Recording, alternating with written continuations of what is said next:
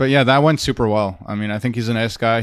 I like how he answers with the perfect amount of time. His answers aren't too long. They aren't too short. One of the problems I have with interviewing academics is just like... They don't fucking know where to stop. They don't fucking know. Yeah, it's like a 10-minute presentation, and then you're like, well, now I have to kind of go back and say, like, at the beginning of your presentation, you said this, and I know it's like 8 minutes ago, but let's talk about that, right? It's really kind of annoying, actually. Okay, give me a second. I'll just record a quick presentation.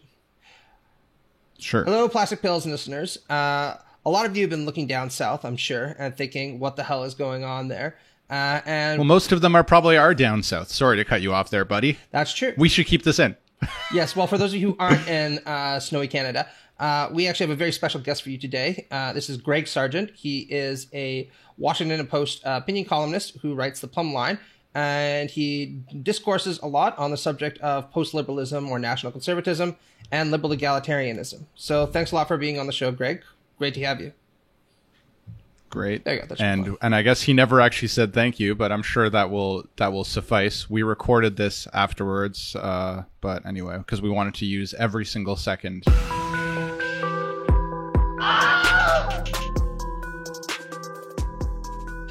So, Greg, a lot of your writing is focused on the emergence of these post-liberal or national conservative movements. And I stress the term movement because one of the things that we talk about a lot on the show is the kind of theoretical foundations of this kind of politics. But we never really get into, the J.D. Vances, the Tucker Carlsons, the Marjorie Taylor Greens of the world. So can you tell us a little bit about what this new movement looks like and what kind of political support it's gaining in the United States and maybe elsewhere? Well, the new right is really, in some respects, a rebellion against the Republican Party, isn't it? One of the crucial things to me about the new right is that they explicitly say that the Republican Party has failed to aggressively deploy the state to fight the culture wars. Culture wars is, of course, a phrase that I think is a euphemism, but it is awfully useful, so as a shorthand. So I'm going to kind of stick to it if that's okay with you guys. 100%. What we're seeing with people like Ron DeSantis right now is a concerted effort to show what it looks like when state power is deployed in service of fighting cultural enemies and bringing cultural enemies to heel. So I talked to a number of these new right thinkers, and they've elaborated fairly, sophisticated versions of this, if that's the right word. By contrast, what you've got in people like Ron DeSantis and Marjorie Taylor Greene and even increasingly mainstream Republicans really is kind of a moment by moment, almost like a Fox News friendly effort to pick and choose the cultural enemy of the moment and kind of use the state in whatever haphazard way they can to go after them. I thought it was really telling the other day when J.D. Vance essentially said, what we really need is a de-Bathification of the administrative state. We need a purging of the administrative state. I take that as a very clear signal that the next Republican president, particularly if it's someone like DeSantis, as he's, could very well be, will deploy the administrative state aggressively against cultural enemies. And I think on some level, many Republicans, for all their other faults, genuinely are uncomfortable with this. So I was curious, I was looking at some of your tweets and some of your writings. And I think one of the observations you sort of make about the new right is it seems like they're paying more lip service to, I guess, progressively economic policies, or at least but I detected some skepticism in that it doesn't seem like they actually concretely, they'll pay lip service, it seems like, but maybe not actually endorse specific, broad measures. I don't know. It varies, I think, by whatever post-liberal or integralist, the different one, the variety of these new right figures. But I guess what's your sense of the extent to which they actually are interested in concretely economically progressive agendas, and how much of it is just really about cultural change? So I think we should give them some credit on this, and I've actually caught some flack on this front, but I think there's a legitimate effort on the part of many new right people, including some in Congress, I guess Marco Rubio is in this vein, although he's a bit of a complicated figure. But anyway, I think we should actually acknowledge that they have a vision of markets and distributive outcomes as being, in some sense, created by government, socially created. And that really is a genuine break, I think, from what you might call everyday libertarianism, which is like the kind of crude worldview that Republicans often use to justify plutocracy, right? And so, another thing we should get them for is that they genuinely do not think GDP is a measure of national health. I think that's really true. Now, where it starts to break down, at least for me, is what they do think can be used. What they do hold up as goals in terms of, reconfiguring markets to achieve social outcomes. Again, giving them a little credit, right? They do agree with progressives that you can reconfigure markets and you can change market rules and you can use politics and government to achieve other social outcomes.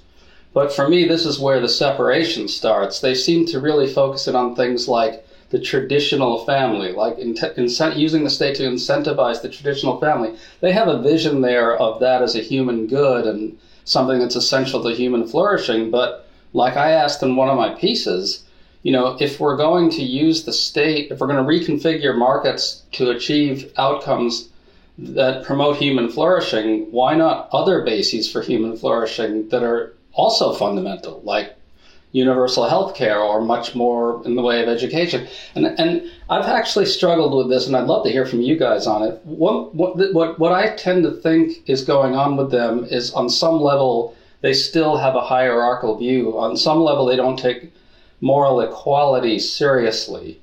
And that, to me, is where the separation might lie. Yeah, and I would make the argument that that's always been emblematic of the political right generally, and even the libertarian right. And there is a libertarian left, so we'll put that aside. For those of you who are on it, I'm not knocking you in the United States. So, for instance, in the mid-2010s, you saw the emergence of what are sometimes called bordertarians, right? People who would argue that, we want domestic free markets, but that doesn't mean that we should have a free market in labor and we should have a strong state that will enforce the border. And you see a reflection of this hierarchical worldview there, that we should have free markets, but only some people should be able to benefit from the freedom that allows. Not everyone, because there are some people who are ethnically or even racially superior to others. I'm thinking of somebody like Stefan Molyneux, for example, right? But on the kind of post-liberal point, I think that what you're saying is absolutely true, right? That what they're trying to do is use the state not to corrode traditional and other forms of hierarchies, but to establish the right kind of hierarchical organization, the one that they think the market is incapable of actually creating of its own merits. And I think that that's where they really differ from leftists, wouldn't you say? I've been a big fan of your points on that front, your continued insistence on saying, look, they're still just searching. I mean, you know how to articulate this better than I do. You have obviously a much deeper theoretical grounding, but it does seem like on some level, what they just want to do is create new hierarchies. Maybe they don't see them as in the same way, as your everyday libertarian plutocrat does, but They certainly don't think that state power should be used to dismantle the formation of hierarchies that result from the private sector. Maybe that's the way to think about it. I mean, they would dispute that, by the way. I think that's worth pointing out. Like, if you argue with someone like Nate Hochman, who's sort of become a spokesperson, the young kind of, he's like a really amazingly precocious guy, and he's very smart. I don't know if we actually collaborated. Oddly enough, he liked my work on postmodern conservatism, and we did a back and forth on that. So I'd love to see that. Anyway, like he would dispute that, right? I believe on one of the Know Your Enemy podcasts, he was a guest, and I think he seemed open to some sort of exchange of a policy where you would do away with endowments for certain types of four-year degrees and channel some of that into vocational school, which, by the way, is another way of maintaining a certain type of hierarchy, I think. But that's something we could talk about as well. But he seemed open to the idea of pairing that with some kind of minimum wage hike. What I think maybe the most fundamental thing is that there isn't really a discernible vision of distributive justice. at the core of what they do. And I think they would probably admit that, right? Because conservatives tend, as a rule, to be skeptical of distributive justice schemes, don't they? I mean, that's something I'm sure you guys both know better than I do. No, for sure. I mean, I think they are skeptical because I think just emphasizing distribution by itself. In fact, I think some of the critics from both the left and right in like the political theory world is that like just emphasizing distributive justice like doesn't really tell you that much about like the community. So from a left, it like doesn't tell you that much about like solidarity, the civic virtues in the society. And I think for the right and for the new right, it's like distributive justice tells you nothing about the kind of values that society is going to have, or at least like, you know, family values, commitments to like self-discipline, right? Which are all kind of like, so I think that makes a lot of sense that they're not going to just be purely interested in distributive justice. I was curious about also, you know, you write about how the new right also has a tendency and fixation on kind of like narratives of catastrophe, right? So a lot of their concern with the way that, and their newfound critiques of capitalism is the way it's eroding these kinds of traditional values. And there's this like narrative of catastrophe. And maybe you could talk a little bit about that. And also I'm curious whether you think there's an analogous kind of narrative of catastrophe on the left, or if there's something else, if you had thoughts about that. Yeah, I mean, what I've been calling it is, and I don't think I came up with this, is cultural catastrophism, which I think is really sort of a very dangerous tendency. You know, I thought a really telling thing the other day was J.D. Vance discussing his justification for supporting Trump, right? So the way he talks about it is, okay, you guys, just for the benefit of your viewers, J.D. Vance is running for Senate in Ohio. He's running in a Republican primary. He's kind of the, you know, Trumpist, quote unquote, populist, nationalist candidate. Author of Hillbilly Elegy, for those who don't know. Yes, right. And so, but in 2016, he was a different person, and he criticized Trump pretty aggressively.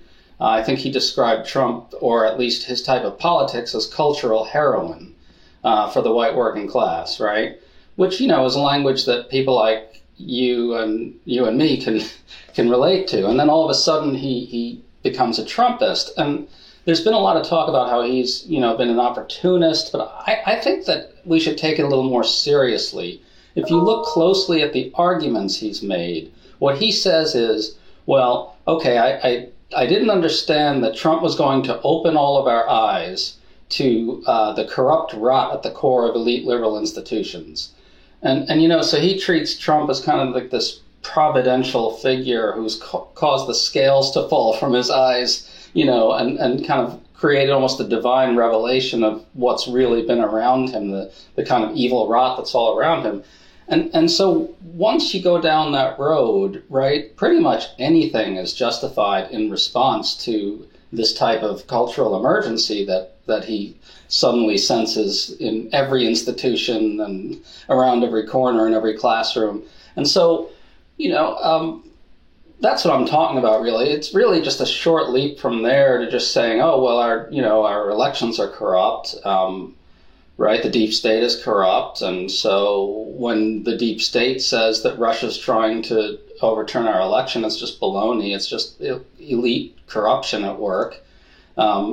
When people demand that an end to disinformation about our elections, that's more of the same. And so there's no actual kind of set of I don't know, guardrails at any point once you've sort of accepted that the entire superstructure of everything is rotten to its core. And that's what I mean by the kind of cultural catastrophism. And they're pretty open about it, which is kind of odd. No, absolutely. I mean, one of the odder things that you've seen on the political right ever since Trump's kind of rise to power is that they've all become kind of implicit Hegelians, right? Hegel had this argument that sometimes an individual might seem deeply deficient in some respects, but nonetheless, the cunning of reason was his phrase, might use them for ends that then themselves wouldn't have chosen. And you see people make these kind of claims about Trump all the time, right? That, yeah, he's boorish. Yeah, he might have deep personal flaws, but nevertheless, Providence has selected him as a kind of individual who's going to engage in this world historical overcoming of, the decadence, decay of liberalism. And usually associated with this kind of future-minded triumphalism is this deep sense that, the country is decayed, that this is our last chance, that everything's falling apart, right? And didn't Steve Bannon say that about Trump? Actually, Greg, I'm curious if you ever talked to Benjamin Teitelbaum. Do you know who that is? He wrote this book, The War for Eternity. No, I don't. No.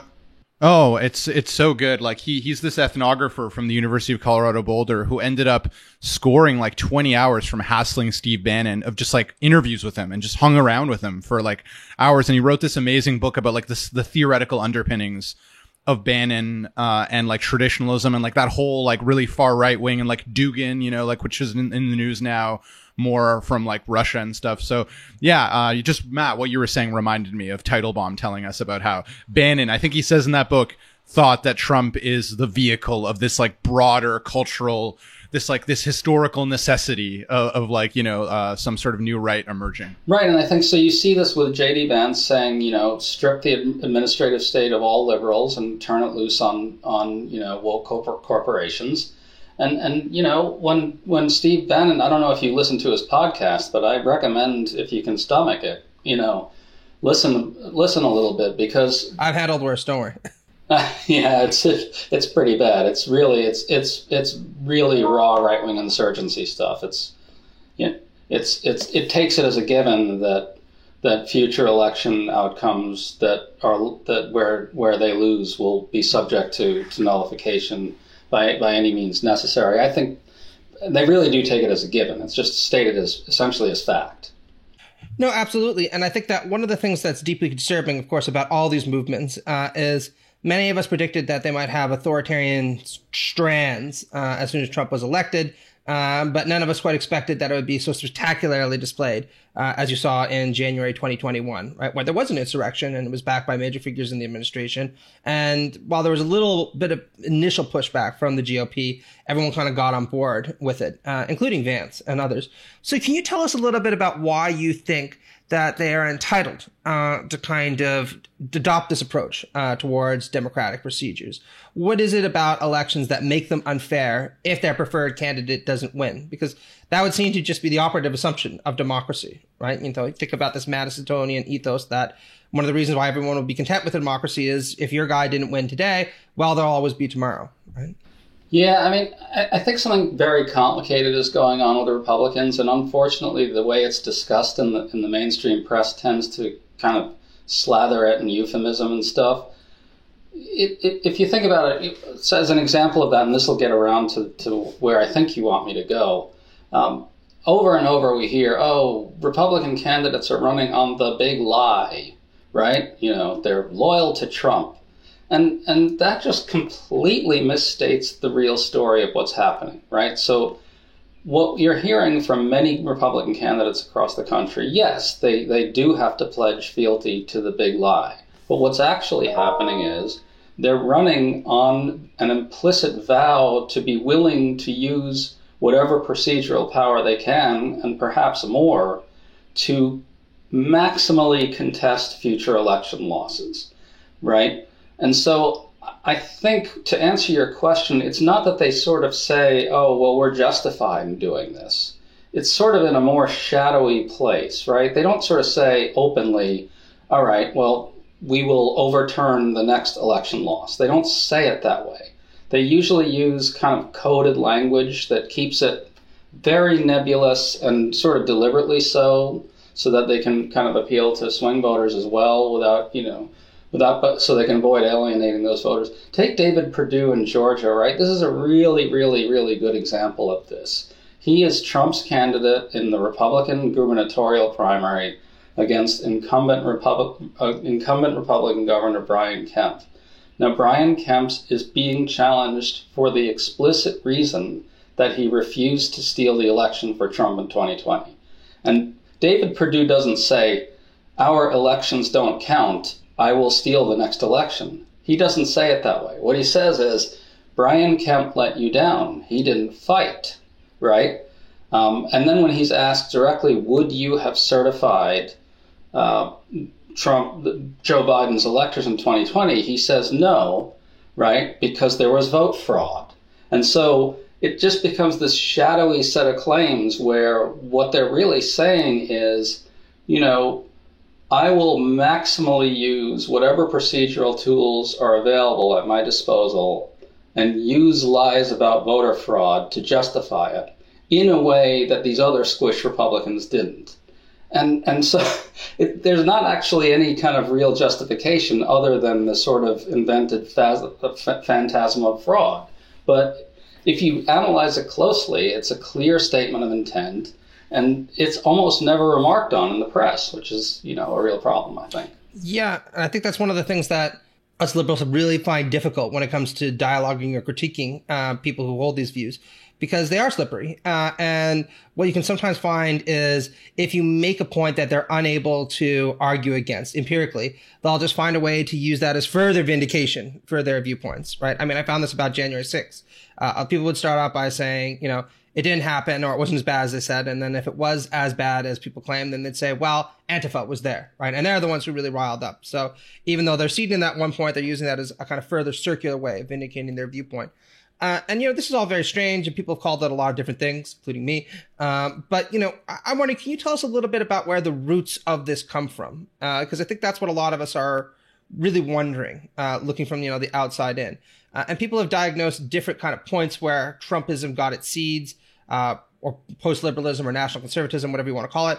Some people will say, well, there's the Bush administration. There's this famous argument that we create our own reality now, that, various people, in the war on terror used to kind of espouse. Some people say Newt Gingrich. Other people say Reagan. Where do you think it began? And why did it evolve the way it did? The Gingrich moment strikes me as really important because that's when politics became a national total war, maybe in a bit of a different way. Even liberals have a bit of a nostalgized, a soft and fuzzy view of the Reagan years, I think. I mean, I'm a millennial, right? So, I buy into 80s nostalgia like anyone else. Yeah, right. I mean, they're like, yeah, exactly. I mean, it's a component of 80s nostalgia. And, having lived through the 80s and in New York City and going to school in the Bronx, I don't know why people nostalgize it, but anyway. So what I was going to say is that, yes, I think Gingrich is a very key turning point. He teaches Republicans that everything is total war, that the Democratic enemy must be portrayed in the absolute most lurid and menacing and hyperbolic and insane way possible, and that it should be a concerted strategy and so forth. But I also think that a lot of this is rooted in the kind of escalation of manipulation of the rules and procedures of democracy that really started to pick up steam after Obama, right? People kind of forget this, but the 2010 elections in which Republicans won the House, they also won, dozens of state legislatures across the country. And it's kind of at that moment where you start to see a really escalated effort to gerrymander and to suppress votes and to do that sort of thing, that I think leads down to the present moment in the kind of following way, right? At that point, Republicans were openly terrified of demographic change, right? They were essentially saying, okay, the Obama presidency has shown us that we are on the losing end of this demographic battle. And we've really got to step up the procedural warfare. And of course they did that, right? They did it very successfully and Democrats got caught napping. And by the way, we're still dealing with the fallout of that right now in some terrible ways. But, anyway, what happened was little by little, the use of things like voter fraud became more and more entrenched as an excuse to fight procedural warfare in maximal ways. And I actually talked to a Republican pollster about this who thought his party was going crazy on it. And he essentially told me, look, when I poll, it's in my book, by the way, he said, when I poll Republican voters on this stuff, what I find is they are starting to think that that voter suppression is already a rearguard response to a massive cheating scheme that's being leveled against them, in which Democrats use government policies to give money to undeserving people to buy their votes. And so, Republican voters think, oh, well, if they're going to fight that way, we're going to fight our way. And so you can see that coming right down to the present. Trump comes in and he makes the whole voter fraud argument much more explicit. He starts to say straight out, he singles out urban centers as the centers for fraud in a much more visceral and open way. And there you have a pretty straight up racial argument, right? As opposed to before it was just, okay, voter fraud, demographic change. He's saying, the cities are stealing the elections from you out there in non-cosmopolitan America. And then that really leads down to kind of this cultural catastrophism that I'm talking about. And, right now they're literally, it's crossed from using voter fraud to justify voter suppression to now using the lie of a stolen election to justify voter suppression in the name of election integrity. And so you can just kind of see it kind of torquing up little by little kind of out of those moments. I'm curious, do you have a sense for kind of like how much these new right movements are like influenced by these new right intellectuals, right? Because we have the movements, but then we've got like the Vermeules, which I think maybe you've written or at least tweeted about common good constitutionalism, and probably like looked at some of Matt's work on his Matt always reviewing the conservative books, and then the Patrick Deneen's and stuff. Like, so do you think that they're actually like reading like the actual like political actors like JD Vance and them are familiar with their work, or is it just kind of like two independently developing fields of the right wing that are just like developing kind of independently of each other because they both have a broad sense, or is there actual like connection? To invoke our colleague, do ideas matter? Yeah, no, I think like to take these guys seriously again, I think so. Yeah, I think J.D. Vance reads the journals. He pays close attention to what Claremont Institute is doing and so forth. I forget what the name of Gladden Papin's journal is called. It's either American Purpose or American Affairs, one of those.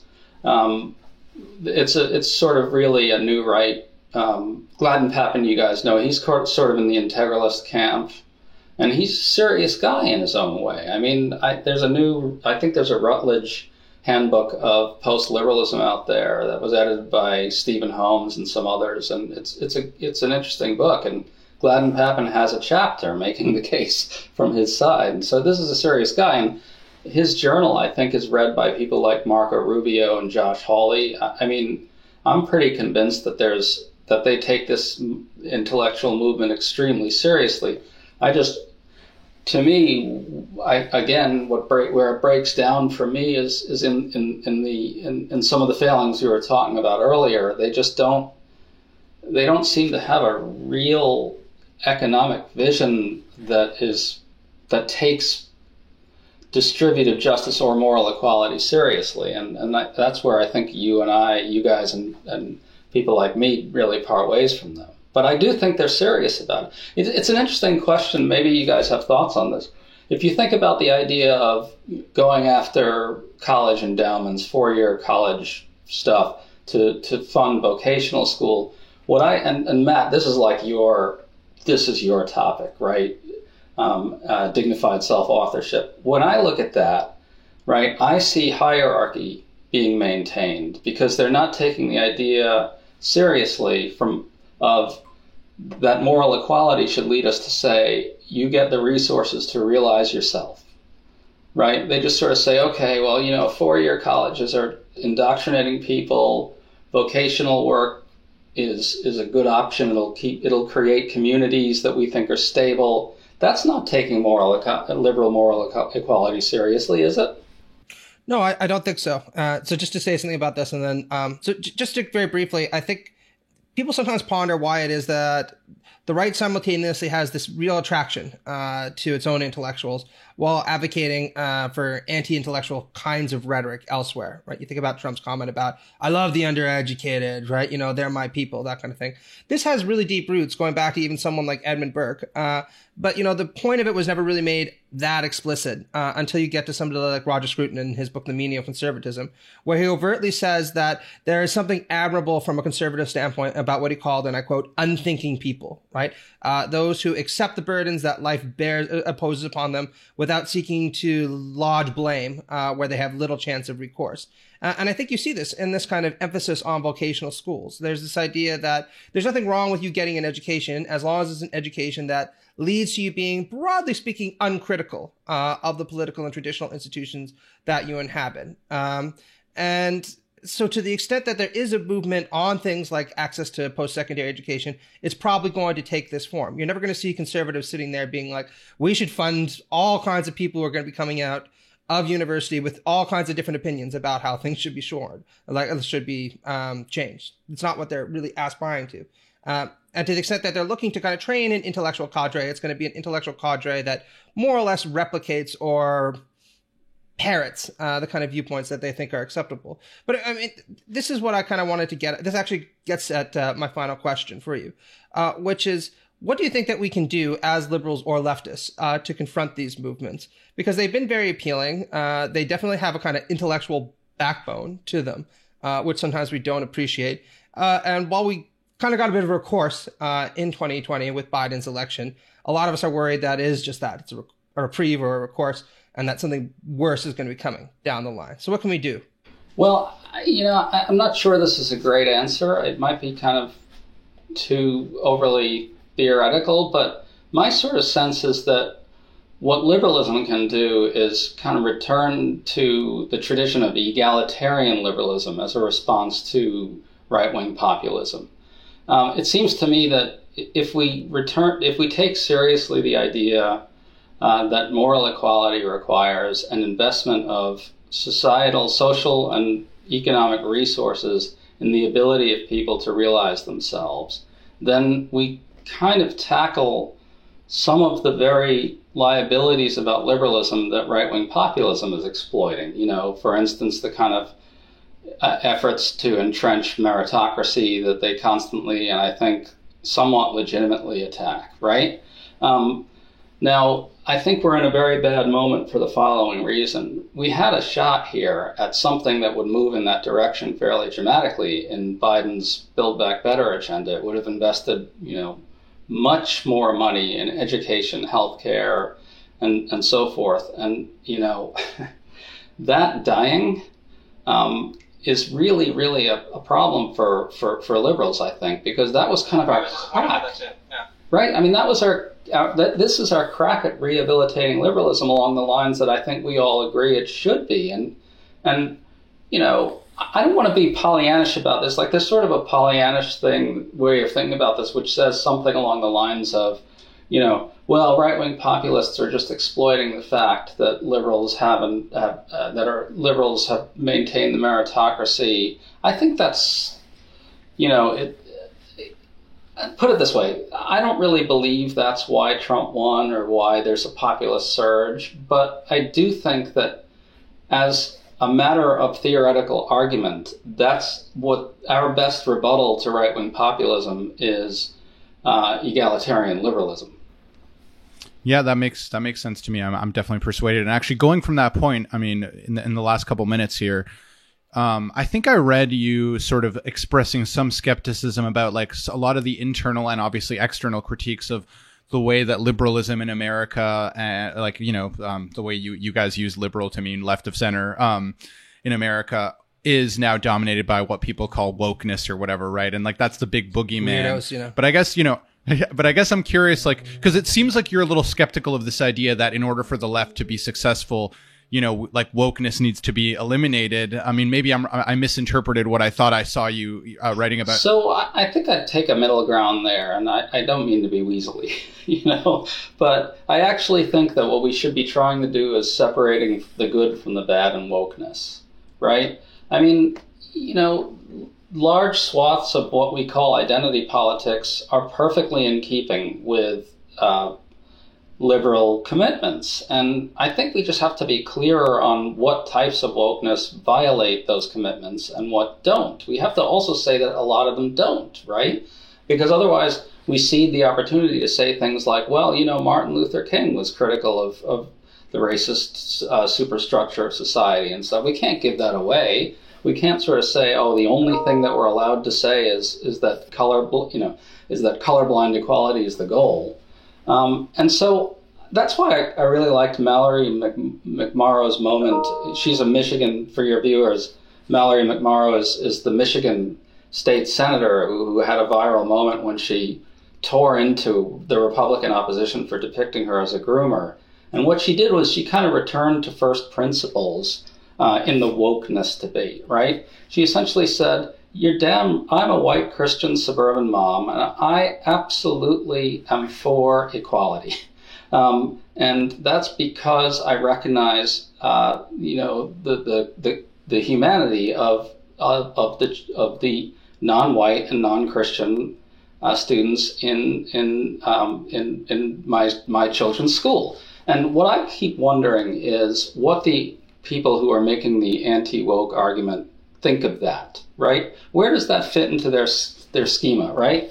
I mean, this is someone who went in a very big and loud way, raised the salience of all these questions about trans and gay rights and racial equality. Is that something we don't want? I mean, I think we want Democrats to talk like that, don't we? And so I would ask the people who are saying, well, we have to eliminate wokeness. Does that mean Democrats shouldn't speak from deep conviction about racial equality and the need to protect gay rights and trans rights and so forth? I don't see it. I mean, there's got to be a way that we can manage this kind of, admittedly tricky minefield of ideas. We say what we believe. We say when wokeness and certain curricula violate those beliefs. And we say, look, we understand that you're concerned about all the talk you're hearing about gay and trans rights. And you're absolutely right to be concerned about it. These are your children we're talking about. But, here's why we believe this stuff. Can't we say that? It's gotta be doable. I guess maybe really, really last question if we have time. As you observe American political culture, we've been talking about kind of how bad things are getting right now, how polarized it is. And sometimes people make these highfalutin claims we're going to lead to a civil war, which I think probably all three of us are a little bit skeptical about. But I'm curious, what is your realistic worst case scenario? Like, what is a worst case scenario that you think is actually like reasonably imaginable? Oh, I don't know. I think you could see, I'm not going to say this is likely at all, right? I think it probably is very unlikely, like a lot of things would have to happen. But I think you could easily see a stolen election in 2024, especially if Republicans win some of these governorships in swing states. This is a fact that's not widely understood, I think, but all it takes to flip an election is if an election comes down to one swing state and a Republican governor certifies a fake set of electors in defiance of the popular vote, and a Republican-controlled House of Representatives, which we are likely to have in 2024, counts those votes. Even if the Democrats in the Senate oppose that, they would pretty much stand. You need the courts to do certain things, but I could see that. I could see street violence accompanying it in a stepped-up way. I also, again, I want to stress that I think those things are unlikely, but I think we should take them seriously as possibilities. All right. Chilling part. Grim note to end on. Yeah, but good to be realistic. All right. Well, thanks so much, Greg. I mean, it's been really good talking to you. Yeah. Really appreciate your time. Yeah, thanks a lot, Greg. It's great to finally talk to you. Not quite one-on-one, but as close to one-on-one as we get these days. So. Yeah, was that... Do you think Musk good for Twitter or bad? I think, That's too big a question, maybe. I think the jury's out on that. I think there's a real likelihood that he will turn a blind eye to very virulent forms of right-wing disinformation and violent speech. Yeah, I worry about that too. I think so. All right, thanks so much, guys. Thanks so much. All right. Bye-bye.